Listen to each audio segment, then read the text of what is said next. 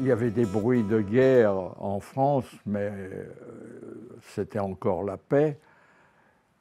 Et les gens pensaient que c'est pas possible, il ne va pas y avoir une autre guerre 20 ans après. C'est du bluff, c'est du bluff.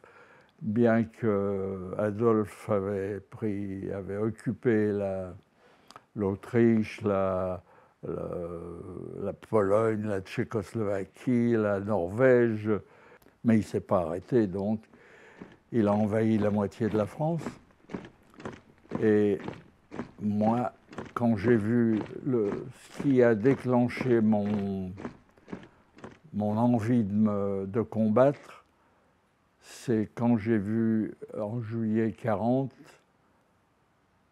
Pétain serrer la main d'Hitler à Montoire et déclarer qu'il entrait dans une ère de collaboration. Alors ça, c'était quand même aller un peu trop loin pour moi. Je voulais quand même, c'est pas possible, combattre. Et arrive le 7 décembre 1941, les Japonais bombardent Pearl Harbor sans déclarer la guerre. Mais là, ça a été le tournant. Pour moi, je me suis dit, si l'Amérique entre en guerre, avec sa puissance, on est sûr de gagner la guerre.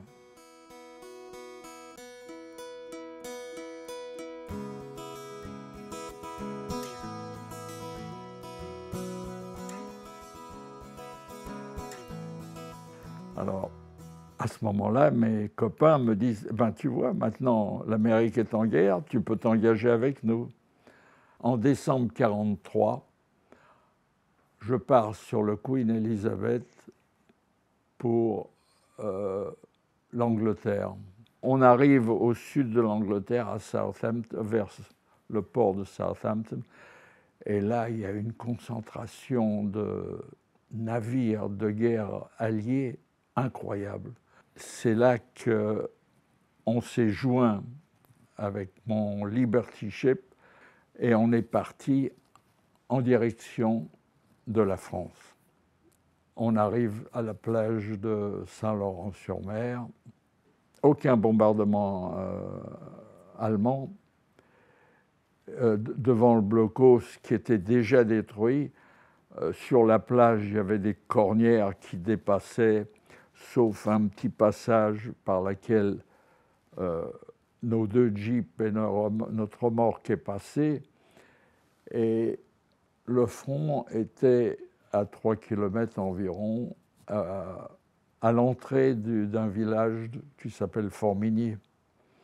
Et là, j'arrive à Formigny avec mon équipe et c'est là que je vois le colonel Christensen.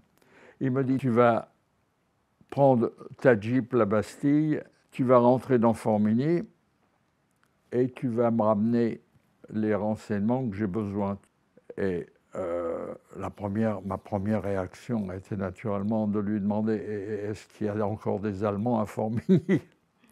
On a beau être brave, mais quand même, il ne faut pas exagérer. Alors, je pars avec un policier militaire, j'entre prudemment dans Formigny. Les premiers civils, paysans, d'abord me regardent, ils voient un uniforme qu'ils ne connaissaient pas, un type avec l'uniforme américain, mais qui parle français mieux que l'anglais presque, et dans une Jeep qu'ils n'avaient jamais vue et qui s'appelle la Bastille en plus. Alors là, ils sont un peu déboussolés, mais ça dure 5 minutes. Je leur explique tout de suite, ils viennent m'embrasser. Alors là, on vous attendait, qu'est-ce que vous faisiez? Vous auriez dû venir plus tôt, comme si ça dépendait de nous. Restait à trouver les renseignements que je devais ramener. Parce que mon colonel m'avait dit, écoute, tu pars par cette route, tu as 3 heures pour revenir par cette même route, ne reviens pas par une autre route, et tu reviens avec les renseignements que j'ai besoin. Et c'est la même chose qui s'est passé à Trévière, à Cerisy-la-Forêt, où je suis resté assez longtemps.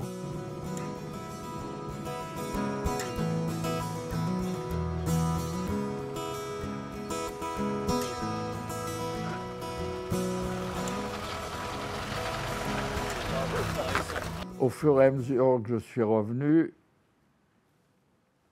à ce moment-là, il y avait un maire qui m'a étonné, c'était Raymond.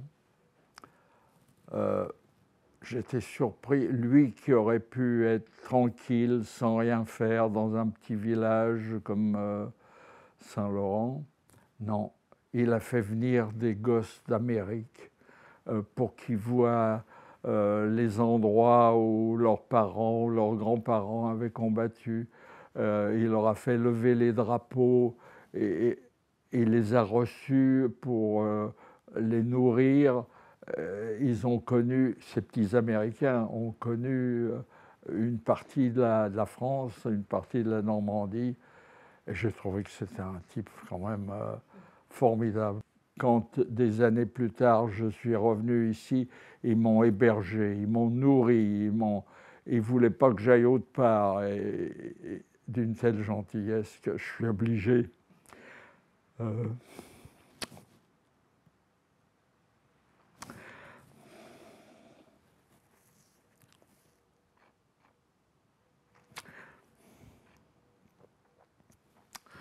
Oui, de dire que c'est ma famille normande.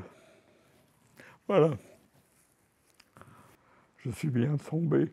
J'ai bien fait de débarquer ici. Oui, quand même. Finalement, moi qui étais toujours un optimiste, à 96 ans, je vois que j'ai quand même eu beaucoup de veines dans ma vie. Oui. En vérité, si j'accepte presque toujours de raconter une partie de mon histoire, c'est quand il n'y aura plus de vétérans dans quelques années, il n'y en a déjà plus beaucoup, mais je ne voudrais pas qu'un politicien dise écoutez, les camps de concentration, ça n'a jamais existé. D'ailleurs, j'en ai jamais vu, donc ça n'a pas existé. Quant au débarquement, ça a été filmé à Hollywood, ça n'a jamais eu lieu, mais ça a fait partie d'un très bon film. Alors moi, je dis aux enfants, ne vous laissez pas impressionner par des tels bobards. Je peux vous dire que le débarquement a vraiment eu lieu. C'était soi-disant la plus grande opération militaire de tous les temps et que j'y ai participé. Alors qu'on ne vous raconte pas des bobards. Et si je vous raconte tout ça, c'est comme le disait le Premier ministre anglais Churchill, un pays qui oublie son passé n'a pas d'avenir. Alors rappelez-vous, ça a eu lieu et essayez de faire que ça ne puisse plus se reproduire jamais. Voilà, c'est ma conclusion, quoi, que je leur dis.